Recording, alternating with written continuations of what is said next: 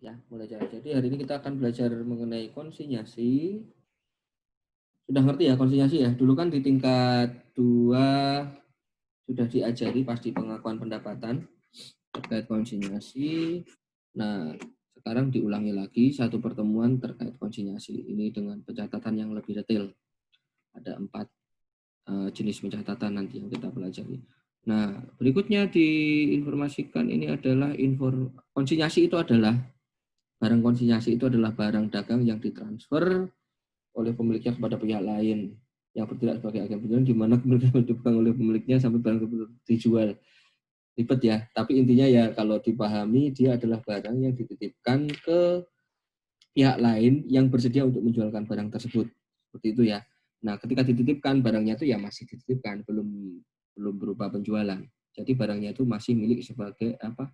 Masih menjadi milik dari yang menyerahkan barang. Seperti itu ya. Jadi nitipin barang gitu doang. Tetapi ketika dipegang sama orang lain, itu barangnya itu masih milik kita.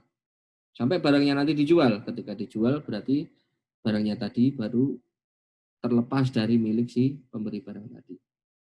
Itu ya. Nah, terus ada pihak transfer barangnya tadi disebut transfer barang tadi disebut sebagai disebut sebagai konsinyasi. Jadi konsinyasi itu adalah kegiatan mentransfer barang tadi ya, tetapi tidak berpindah ke pemilikannya tadi. Berikutnya ada pihak yang disebut sebagai consignor. Itu adalah pihak yang menitipkan barang.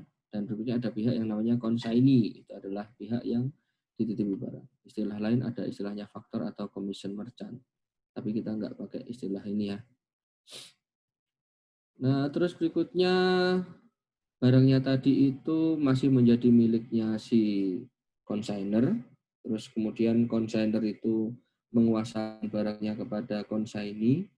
Ya, jadi ini barang saya, tolong dijualkan. Nah, pertanggungjawabannya tadi pihak konsignee tadi adalah dia bertanggung jawab atas barangnya tadi, dia wajib menjaga juga ya. Tetapi barangnya itu masih milik si konsignor. Ya, jadi dia wajib itu menjaga barangnya dan menjual barangnya. Terus berikutnya atas penjualan tersebut si konsignor itu baru akan mengakui perpindahan. Ya, jadi kita itu mengakui penjualan ketika barangnya sudah dijual oleh si konsignee. Jadi perpindahannya itu terjadinya setelah terjadi penjualan oleh si konsignee. Pas kita titipkan masih belum terjadi perpindahan. Barangnya itu masih menjadi milik si konsignor. Terus berikutnya si konsignee dia itu kan memiliki barang secara fisik, tetapi kepemilikannya itu masih tetap milik si konsignor. Jadi dia tidak boleh mengakuinya dalam laporan keuangannya. Oke? Nah, terus kemudian konsignor dan konsignor itu adalah hubungannya prinsipal dan agen. Jadi si konsignee itu bekerja sebagai agen, di mana dia itu berusaha memperoleh pendapatan dengan cara dengan cara menjual, dan dengan menjual tadi dia akan memperoleh komisi. Jadi agen itu nanti akan memperoleh komisi dari setiap penjualannya. Oke. Berikutnya, konsinyasi itu merupakan cara untuk memperluas pangsa pasar. Kenapa memperluas pangsa pasar? Karena pihak yang kita titipin barang itu kan banyak, misalnya akan bertambah pihak yang kita titipin barang, otomatis yang menjual barang kita jadi lebih banyak. Ya, itu hampir sama kayak kita tuh membuat cabang, tetapi ini versi yang lebih murah karena kan kita tidak cukup nih, bang ini barang saya tolong dijualin gitu doang. Ya, jadi dia usaha untuk memperluas pangsa pasar. Ini bla bla bla bla teorinya, silakan baca sendiri. Terus kemudian si konsignee itu mungkin dia lebih jago menjual ya, dibandingkan si pemilik barang. Contoh barang umum yang kalian ketahui barang konsinyasi itu apa misalnya? Buku. Buku. Ada Iya, yang di lebih Gramedia. betul. Tetapi ada yang lebih itu coba, yang sehari-hari lihat. Danusan. Apa? Apa? Danusan masih. Apa? Nitip di warung. Nitip di warung. Iya bener. kayak barang-barang itu loh. Kalian pernah ke kantin gedung apa yang ada kantinnya itu?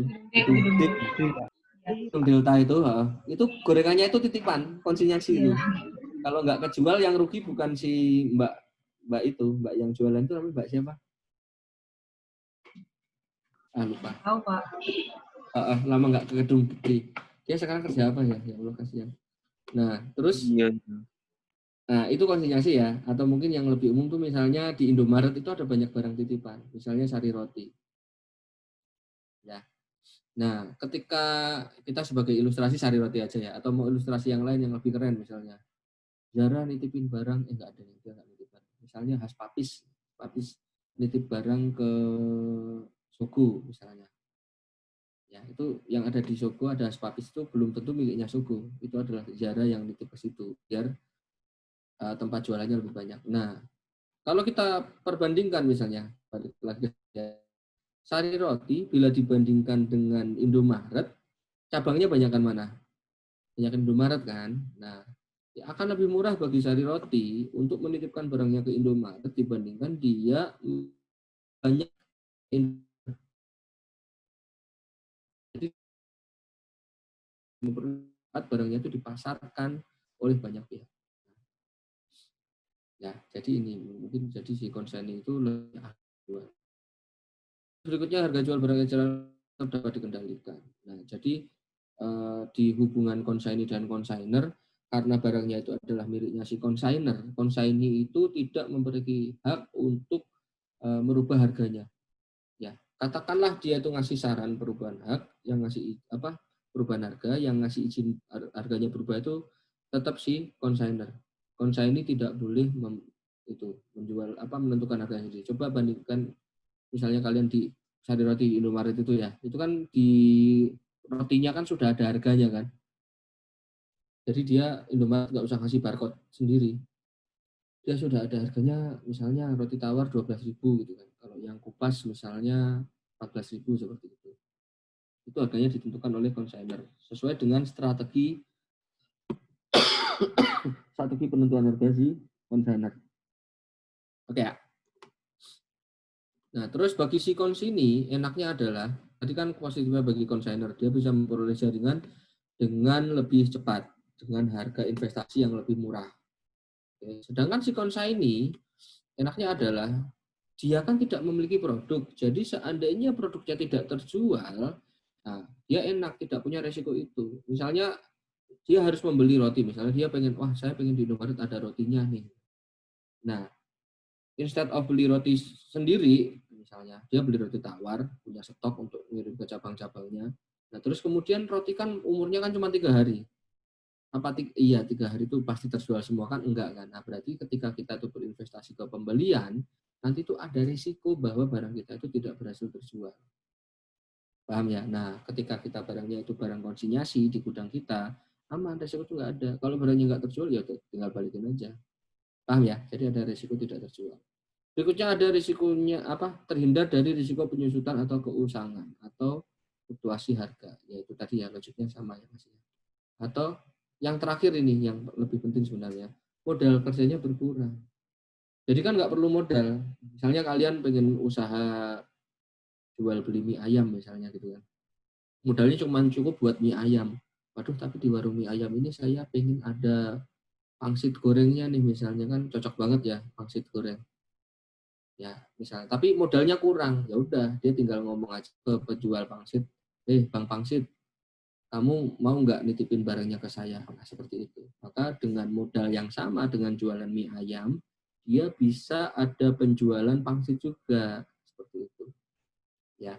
Mungkin untungnya tidak besar karena tidak dia miliki sendiri, nanti ada share. Tapi paling tidak kan keuntungannya bertambah tanpa mengeluarkan modal baru. Paham ya? Nah, kalian jangan di kang kerupuk ya, di pangsit mie ayam. Karena kalian selalu ada tetapi tidak menjadi pilihan yang pertama. Alah, apa sih? Orang makan mie ayam kan nyarinya pangsit ya, bukan nyari kerupuk ya. Tapi entah kenapa di orang mie ayam tuh banyak yang ngasih kerupuk di situ. Kenapa? Oke, skip. Maaf kering. Terus berikutnya ini bla bla bla bla bla. Kontraknya itu isinya bla bla bla, ini baca sendiri. Hak konsinyi ini perlu saya jelaskan karena ada urusannya dengan penjurnalan. Di konsaini itu berhak atas memperoleh penggantian biaya. Jadi terkait penjualan itu, terkait penjualan. Jadi konsaini kan dititipin barang. Umumnya si konsaini itu semua pengeluaran dia terkait barang tadi itu bisa diganti sama si konsainer. Karena lebih irit biaya kan bagi konsaini kan. Ya. Jadi contoh biaya yang bisa diganti itu misalnya adalah ongkos angkutnya, misalnya konsaininya itu perlu memindah ke cabang dia yang lain gitu kan. Nah, terus berikutnya asuransi, pajak, biaya penyimpanan, biaya penanganan, biaya perbaikan dan garansi itu kadang-kadang, bukan kadang-kadang, umumnya diganti oleh si konsainer. Dan ini nggak cuma biaya ini saja ya, ada biaya lain juga yang tidak disebut. Ini yang mungkin di kontrak konsinyasinya dia ada ada klausul penggantian biaya oleh si konsainer. Oke, jadi misalnya suatu saat si konsainer bayar ongkos angkut, ini barangnya saya pindah ke gudang saya gitu kan. Dipindah. Terus kemudian ada ongkos angkut. Nah, dia bisa minta ke si konsainer, "Bang, dulu saya ngangkut barangnya nih ke sini. Ada ongkosnya 100 perak nih." Nah, diganti. Paham ya? Nah, berikutnya konsainer juga juga memiliki hak untuk menawarkan perbaikan atau garansi atas barang yang terjual pelanggan. Oke, dan konsainer yang akan memiliki kewajiban garansi tersebut. Jadi misalnya di penjualan ternyata barangnya tadi ada garansi ketika rusak bisa diganti. Nah, nanti si konsainer itu juga bisa menawarkan, nih Pak nih misalnya beli HP ya. Ini kalau beli HP Samsung misalnya, dia itu nanti kalau Bapak bayar asuransi 100 gitu, nanti garansinya bisa sampai 2 tahun nih gitu. Nah, seperti itu. Yang jualinya si Erapon. Paham ya? Era pun dikonsinyasi ini barang Samsul atau barang Oppo gitu kan. Bang nitip barang. Oppo barangnya, Oppo. Lah ya Oppo. Oppo smartphone. Paham ya? Jadi si Erafone itu saya bisa kok ngomong Erafone gitu kan, Oppo gitu kan. Oppo. Ini udah Oppo. Nah, itu dia bisa menawarkan dan nanti setiap asuransi yang terjual nanti dia juga bisa memperoleh komisi. Ya. Terus berikutnya, kewajiban si konsaini. Ya, dia walaupun barangnya bukan milik dia, barang titipan, tapi kan harus menjaga. Ya, jadi dia berhak menjaga barang titipan. Sama seperti anak ya, anak juga barang titipan, makanya harus dijaga. Ayolah, udah ngomongin anak. Nah, terus berikutnya tapi ada juga profesi di mana barang titipannya itu dia tidak wajib menjaga. Itu adalah tukang parkir, maunya minta duit doang, kesel banget. Nggak pernah jaga barang, kalau hilang nggak nanggung. Pas barang motor kita mau keluar, tahu-tahu muncul. Oke, skip. Ada jadi tukang parkir di sini? Tolong berhenti dari profesi Anda. Terus berikutnya menjaga ya, konsainer terus kan dia juga harus menjual barangnya pada harga yang ditetapkan oleh si konsainer. Atau mungkin misalnya ada harga patokannya. Jadi konsainer itu bebas bikin bikin strategi pemasaran, tetapi si konsainer ngasih ring misalnya. Pokoknya maksimal dijual 100.000 deh gitu kan. Terserah kamu mau jual berapa, nanti saya mintanya 90.000, berarti kamu dapat sisanya kayak begitu. Misalnya seperti itu. Maka si konsainer yang akan ngira-ngira. Bisa jadi seperti itu. Jadi tidak selalu harganya fix, bisa juga si konsainer itu ngasih harganya itu berupa margin. Oke, terus berikutnya konsainer juga harus merawat dan menyimpan barangnya dan kemudian juga harus mencatatnya secara terpisah, tidak boleh masuk sebagai asetnya dia sendiri. Oke? Terus kemudian selain itu dia juga harus membuat laporan secara berkala. Akuntansi konsinyasi itu ada yang dicatatnya terpisah, ada yang dicatat tidak terpisah. Dicatat terpisah itu dia misalnya si konsainer adalah perusahaan dagang ya, dia kan pasti memiliki akun sales. Nah, maka kalau tidak terpisah, ketika terjadi penjualan konsinyasi, dia tidak mencatatnya sebagai sales. Itu maksudnya yang dipisah ya. Jadi dia tidak mencatatnya sebagai akun penjualan dia. Kalau terpisah. Kalau tidak terpisah, maka pencatatannya sama. semuanya akan dicatat sebagai sales. Oke. Begitu juga oleh si consignor. Kalau dicatat terpisah berarti nanti dia tidak mengakui adanya sales dari penjualan konsinyasi, tapi tahu-tahu ada gross profit dari konsinyasi. Tetapi kalau tidak dipisah, maka si consignor nanti juga akan mencatat adanya sales dari penjualan konsinyasi. Oke. Ada dua ya, bedanya dipisah sama tidak dipisah ya. Nah, sedangkan sehubungan dengan selesai atau tidaknya konsinyasi itu ada dua, ada yang konsinyasi selesai atau complete consignment. Itu ketika barang yang kita titipkan ternyata udah terjual semua, si konsinyasinya pinter dia menjual semua. Terus berikutnya ada yang tidak selesai, berarti hanya sebagian yang terjual, ada sebagian tidak selesai. Ya, jadi nanti ada konsinyasi selesai dicatat dipisah dan tidak dipisah, konsinyasi yang tidak selesai ada dicatat dipisah dan tidak dipisah. Dan masing-masing nanti ini akan nyabang juga untuk konsinyasi, untuk konsinyasi.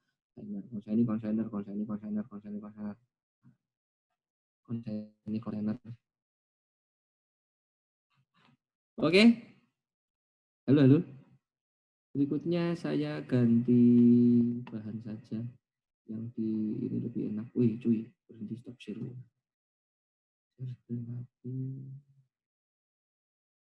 Kenapa kok tidak keluar? Sebentar.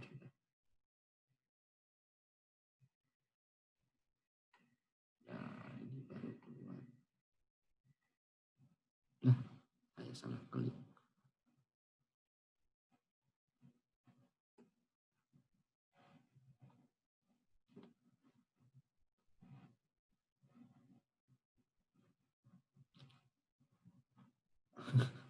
Lihatnya lama.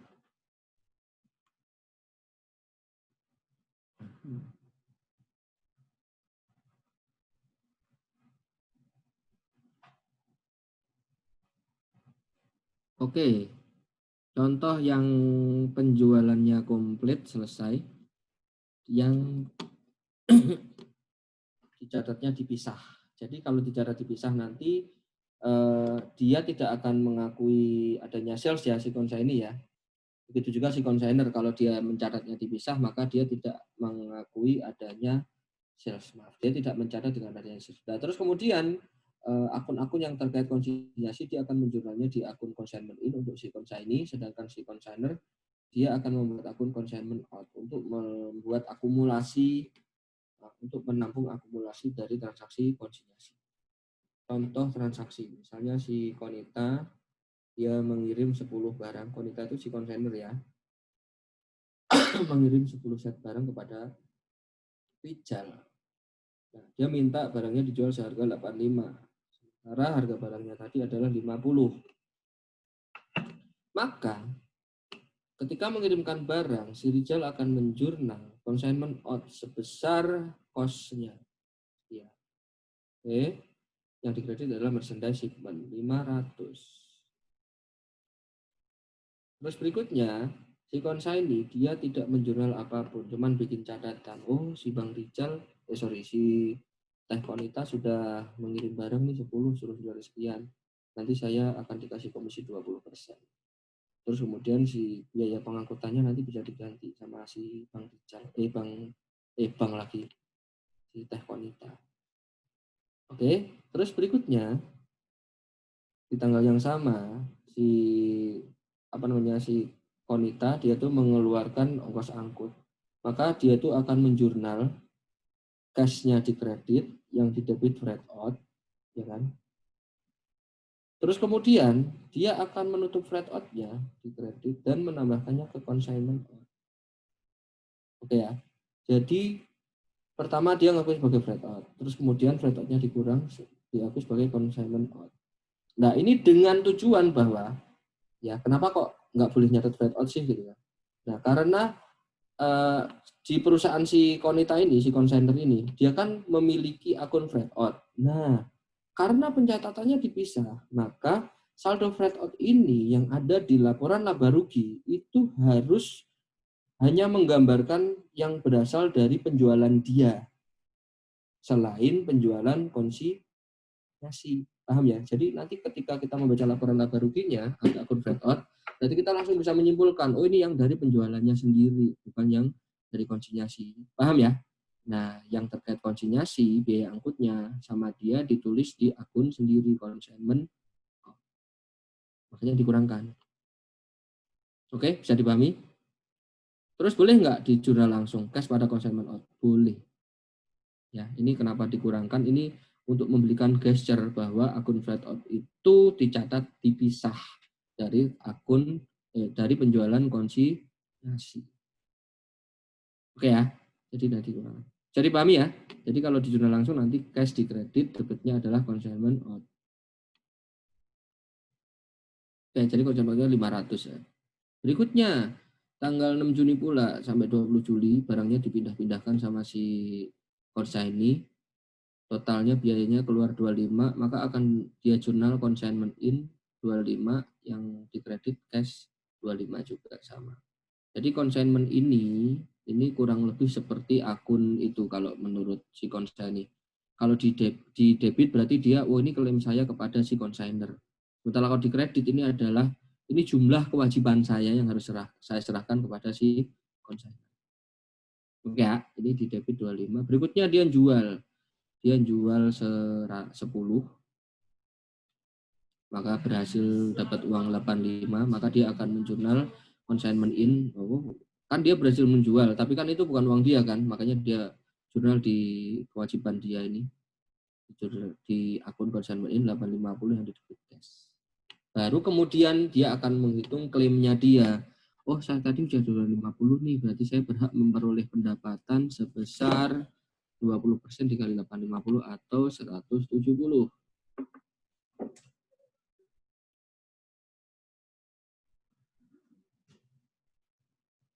Saya punya muk nih ya. Ini muk saya nih. Motifnya Akatsuki. Yalah. Terus berikutnya, tadi sudah ya ngakuin komisi ya. Dia komisinya 20% dari 850, 170. Dia akan menjual commission income. Nah, terus mengurangi kewajiban dia atau menambah klaim dia. Nanti kan ditutupkan. Ya, dia, oh ini saya punya klaim ke Bapak nih 170. Itu diakui sebagai di commission income. Nanti laba rugi dia baru ada pendapatan commission income. Tidak ada akun sales. Beda dengan yang digabung nanti di bawah. Kalau digabung dia memiliki akun yang namanya sales nanti di laba ruginya. Dia ada sales. Kalau yang dipisah, dia punya sales sebenarnya. Tapi sales itu selain dari penjualan konsinyasi. Untuk konsinyasi dia pengakuan pendapatannya di akun commission income. Oke. Nah, terus berikutnya sudah satu periode dia akan menyetorkan kepada si pemilik barang. Nih teh, barangnya nih total penjualannya 850. Ya, terus saya minta komisi 170, sama dulu saya bayar ongkos angkut 25. Jadi uangnya yang saya serahkan adalah 655. Maka dia akan menjurnal kreditnya cash 655, consignment in 655. Kebetulan saldonya juga sama 655. Bukan kebetulan ya, pasti sama dong. Masa beda. Oke? Seperti ini. Nah, terus kemudian ini paham ya, yang ini ya, menyerahkan barang ya. Intinya kalau saldo konsumennya berapa, itu sama dengan jumlah cash yang diserahkan. Berikutnya ini, dia akan menjurnal cash yang diterima 655, ya si konsainernya. Yang sama kan, masa yang di sini yang dikasih 65, yang sini beda, kan transaksinya sama. Terus berikutnya yang dikredit itu adalah consignment out sebesar penjualan. Tuh, penjualannya 850, terus berikutnya 50, maka akan ada selisih sekian, itu di jurnal di consignment out juga. Akunnya sama. Nanti tolong jangan direkap ya. Tahu-tahu ini consignment out 655, jangan. Harus di sini out 850 baru yang di debit 95. Nah, 195 itu adalah klaimnya si consignee, komisinya tadi 170 sama 25 yang berasal dari ongkirnya tadi. Ongkir yang ditanggung sama si konsigner. Paham ya?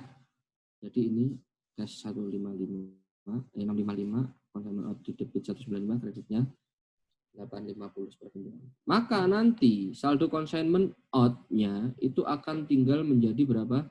95. Coba kita hitung. Consignment out 500. Nah, saya tulis di sini. Pertama tadi berapa? Debit ya, debit 500. 500. Ya, 500 kan? 500. Berikutnya consignment out lagi, ada ongkir. Tapi ada ongkirnya yang dia tanggung ada 60. Terus berikutnya ada lagi ini kan, debit lagi yang ditagih sama consignee. Itu ada, bisa kecilin ya.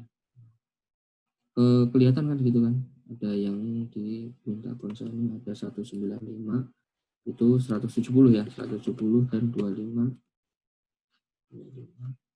Baru dari yang ini kreditnya ya, yang di kredit itu ada berapa? 850.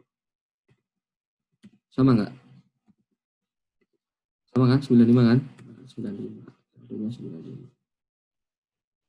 Paham ya? Jadi angka 95 itu adalah gross profit dari si consignor ya. Dari penjualannya 850 dikurangi COGS-nya 500 ya kan?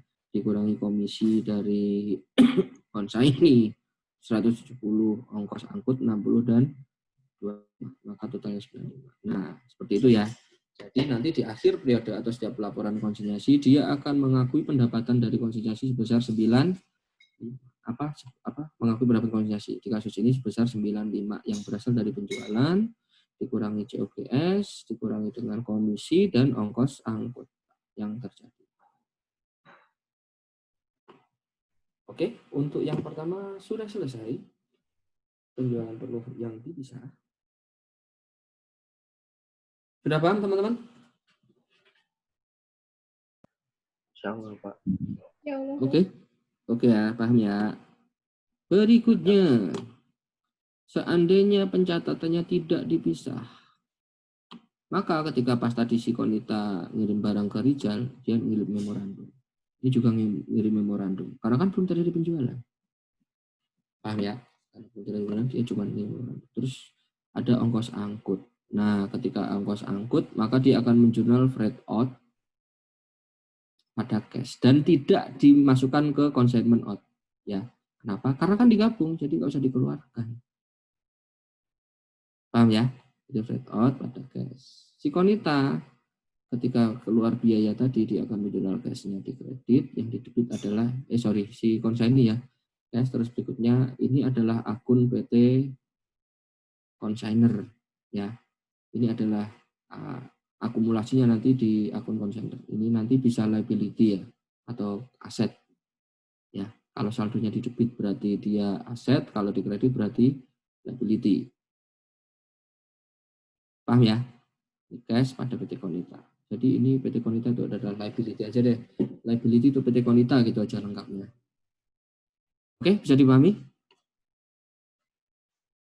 Nah, tapi ini kebetulan di debit. Berikutnya, ketika terjadi penjualan, maka dia akan mengakui penjualan seperti penjualan biasa. Cash di debit 850 sama sales di kredit 850. Oke.